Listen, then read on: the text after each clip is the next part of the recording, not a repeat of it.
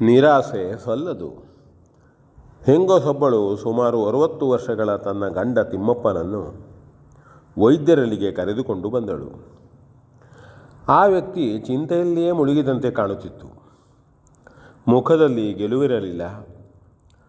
ವೈದ್ಯರು ಏನಾಗಿದೆ ಪ್ರಶ್ನಿಸಿದರು. ಅವನು ಮಾತನಾಡಲು ನಿರಾಸಕ್ತಿ ತೋರಿದ.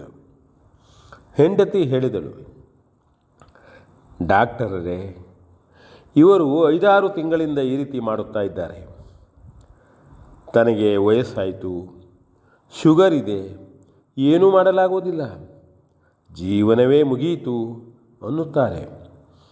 ಮೊದಲು ಉತ್ತಮವಾಗಿ ವಾಕಿಂಗ್ ಮಾಡುತ್ತಿದ್ದರು, ಈಗ ಅದನ್ನು ಬಿಟ್ಟು ಮನೆಯಲ್ಲೇ ಕುಳಿತಿರುತ್ತಾರೆ. ವೈದ್ಯರು, ಅಮ್ಮ ನೀವು ಸ್ವಲ್ಪ ಹೊರಗಿರಿ ಎಂದರು. ಹೆಂಡತಿ ಹೊರಗೆ ಹೋಗಿ ಕುಳಿತುಕೊಂಡಳು.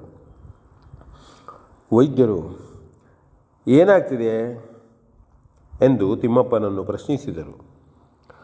ನನಗೆ ವಯಸ್ಸಾಯಿತು, ಮೇಲಿಂದ ಈ ಶುಗರ್ ಬೇರೆ, ಏನೂ ತಿನ್ನುವ ಹಾಗಿಲ್ಲ, ಉಣ್ಣುವ ಹಾಗಿಲ್ಲ. ಎಲ್ಲರೂ ಈ ವಯಸ್ಸಿನಲ್ಲಿ ಆರಾಮಾಗಿರ್ತಾರೆ, ಖುಷಿಯಾಗಿರ್ತಾರೆ, ಯಾಕೆ ಬೇಕು ಈ ಜೀವನ? ತಿಮ್ಮಪ್ಪ ಹೇಳಿದ.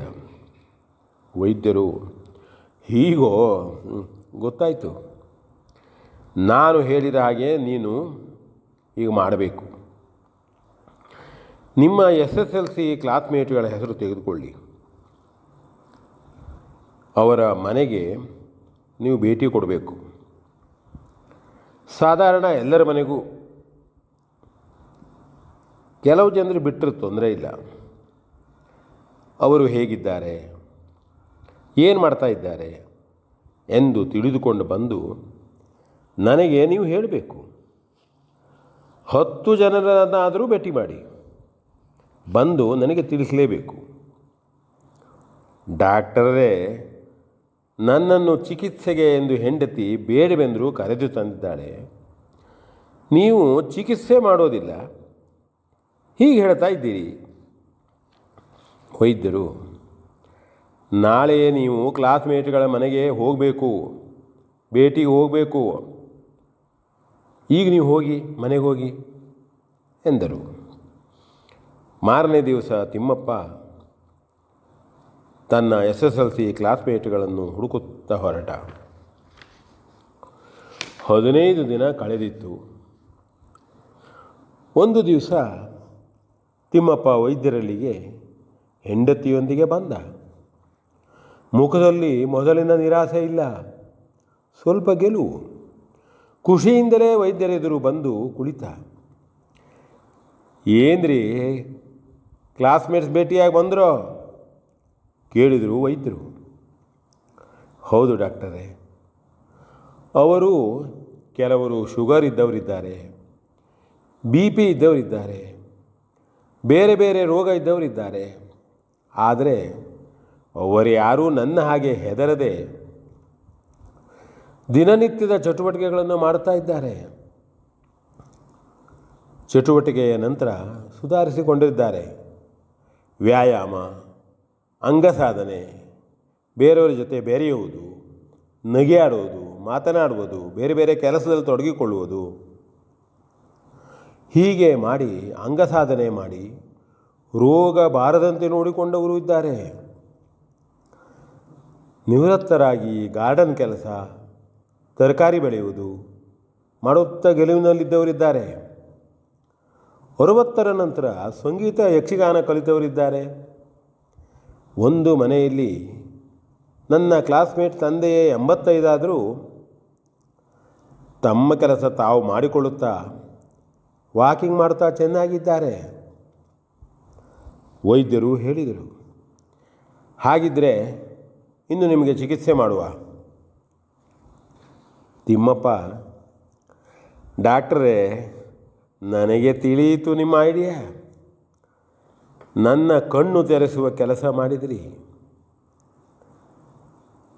ಇನ್ನು ನನಗೆ ಚಿಕಿತ್ಸೆ ಬೇಡ. ವ್ಯಾಯಾಮ ಮಾಡ್ತೇನೆ, ವಾಕಿಂಗ್ ಮಾಡ್ತೇನೆ, ಜನರದೊಂದಿಗೆ ಬೆರೀತೇನೆ, 4 ಕಡೆ ಹೋಗಿ ಬಂದು ಮಾಡ್ತೇನೆ, ನಗೆಯಾಡ್ತೇನೆ. ಪಾಪ, ನನ್ನ ಹೆಂಡತಿ ನನ್ನ ಬಗ್ಗೆ ಚಿಂತೆಯಲ್ಲಿದ್ದಾಳೆ. ಅವಳ ಕೆಲಸದಲ್ಲೂ ನೆರವಾಗುತ್ತಾ ಖುಷಿಯಲ್ಲಿ ಇದ್ದು ಬಿಡ್ತೇನೆ. ನಿಮಗೆ ಎಷ್ಟು ಧನ್ಯವಾದ ಹೇಳಿದರೂ ಸಾಲದು ಡಾಕ್ಟರೇ. ಏನೂ ಔಷಧ ಇಲ್ಲ, ಇಂಜೆಕ್ಷನ್ ಇಲ್ಲ. ಒಳ್ಳೆ ಸಲಹೆ ಕೊಟ್ಟು ನನ್ನನ್ನು ಖುಷಿಯಾಗಿ ಮಾಡಿಬಿಟ್ರಿ. ವೈದ್ಯರು ಜೊತೆಯಲ್ಲಿ ಬಂದ ತಿಮ್ಮಪ್ಪನ ಹೆಂಡತಿಯನ್ನು ಕರೆದು ಹೇಳಿದರು, ನೋಡಿ ಅಮ್ಮ, ನಿಮ್ಮ ಮನೆಯವರು ಹೇಗಿದ್ದಾರೆ ಈಗ? ಹೆಂಡತಿ, ನೀವು ಹೇಳಿದ ಹಾಗೆ ಕ್ಲಾಸ್ಮೇಟ್ ಭೇಟಿಯ ನಂತರ ಮೊದಲನೇ ಹಾಗೆ ಆಗಿಬಿಟ್ಟಿದ್ದಾರೆ. ಆಹಾರವನ್ನು ಸರಿಯಾಗಿ ತೆಗೆದುಕೊಂಡು ಮನೆ ಕೆಲಸ ಬಹಳ ಚುರುಕಿನಲ್ಲಿ ಮಾಡ್ತಾರೆ. ನಿಮ್ಮ ಉಪಕಾರ ನಾನು ಎಂದೂ ಮರೆಯುವುದಿಲ್ಲ ಡಾಕ್ಟರೇ.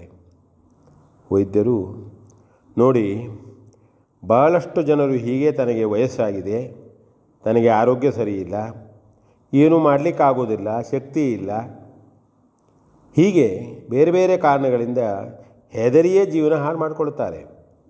ಹಾಗೆ ಮಾಡಬಾರದು. ಏನು ಬಂದರೂ ಎದುರಿಸಬೇಕು. ಕ್ಯಾನ್ಸರ್ನಂತಹ ಮಾರಕ ರೋಗ ಬಂದವರು ಹೆದರದೇ ಜನರೊಂದಿಗೆ ಇದ್ದು ವ್ಯಾಯಾಮ, ಆಹಾರದ ಬದಲಾವಣೆ, ಜೀವನ ಶೈಲಿಯ ಬದಲಾವಣೆ ಮಾಡಿಯೇ ಆರಾಮಾಗಿ ಇದ್ದವರು ಎಷ್ಟೋ ಇದ್ದಾರೆ. ನಿಮ್ಮ ಮನೆಯವರನ್ನು ನೋಡಿದ ಕೂಡಲೇ ನನಗೆ ಇವರಿಗೂ ಹೀಗೇ ಆಗಿದೆ ಎಂದು ಆಗಲೇ ಗೊತ್ತಾಯಿತು. ಪರಿಣಾಮ ಒಳ್ಳೆಯದಾಯ್ತಲ್ಲ ಎಂದು ನಗು ನಗುತ್ತಾ ಹೇಳಿದರು. ಇಬ್ಬರು ಗಂಡ ಹೆಂಡತಿ ಡಾಕ್ಟರಿಗೆ ಕೈ ಮುಗಿದು, ಬರುತ್ತೇವೆ ಡಾಕ್ಟರೇ ಎಂದು ನಗು ನಗುತ್ತಾ ಮನೆಯ ದಾರಿ ಹಿಡಿದರು. ವಿ ಎನ್ ಭಾಗವತ್, ಬರಬೇಡಿ.